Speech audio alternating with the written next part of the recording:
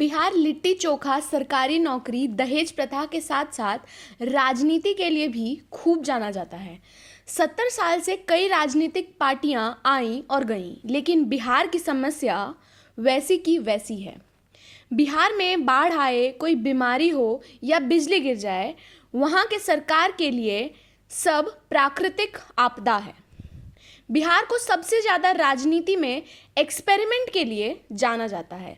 आज मैं ये नहीं कहूँगी कि लोग यहाँ से पलायन क्यों करते हैं, न ये कि वहाँ रोज़गार का कमी क्यों है, क्योंकि इन सब मुद्दों पर बहुत बातें हो चुकी हैं। अब बात है समस्या के साथ साथ समाधान भी होना चाहिए। तो चलिए हम इस वीडियो में आपको बताएंगे एक महिला के बारे में जिसने बिहार की राजनीति में हलचल पैदा कर दिया है। नाम है पुष्पम प्रिया चौधरी। इनका जन्म 13 जून 1988 में दरभंगा में हुआ। यह लड़की अंतर्राष्ट्रीय महिला दिवस के दिन यानी कि 8 मार्च 2020 से पूरे बिहार के गली चौराहे में चर्चा का विषय बन गई हैं, क्योंकि इन्होंने खुद सीएम पद का उम्मीदवार अपने आप को घोषित कर दिया है। पुष्पम प्रिया चौधरी विनोद नारायण चौधरी की बेटी हैं, जो खुद जनता दल यूनाइटेड के नेता और विधान परिषद के सदस्य भी रह चुके हैं। माना जाता है कि विनोद नारायण चौधरी नीतीश कुमार के बहुत करीबी हैं, और जब विनोद नारायण चौधरी से इस बारे में पूछा गया तो उन्होंने जवाब दिया कि पुष्पम 18 वर्ष की हैं और वे बालिग हैं कि वो कोई भी डिसीजन ले सकती हैं, और मेरा उनके पार्टी प्लूरल से कोई भी लेना देना नहीं है। पुष्पम की शुरुआती पढ़ाई दरभंगा में ही हुई थी। उसके बाद वह पुणे के सिम्बोयसिस में पढ़ाई हुई। फिर वे हायर एजुकेशन के लिए लंदन चली गई, जहां उन्होंने डेवलपमेंट स्टडीज़ और पब्लिक एडमिनिस्ट्रेशन में एमए किया। अब पुष्पम लंदन को छोड़कर बिहार की राजनीति में कदम रख चुकी हैं, क्योंकि उनका कहना है कि जन्मभूमि ही कर्मभूमि होनी चाहिए।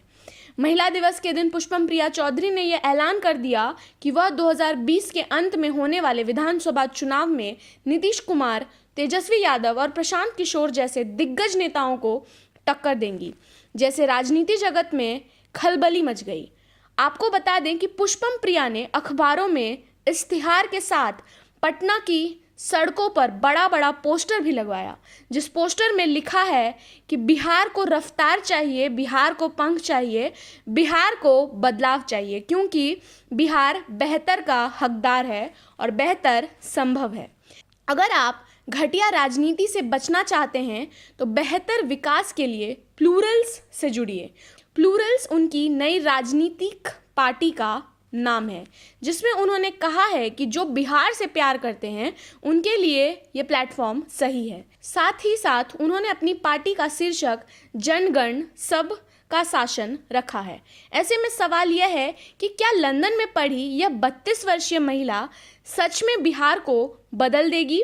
उन्होंने दावा किया है कि 2030 तक का रोड मैप और ब्लूप्रिंट उनके पास तैयार है, और साथ ही साथ राजनीति में कदम रखते ही बिहार के सरकार पर जमकर तंज कस रही हैं।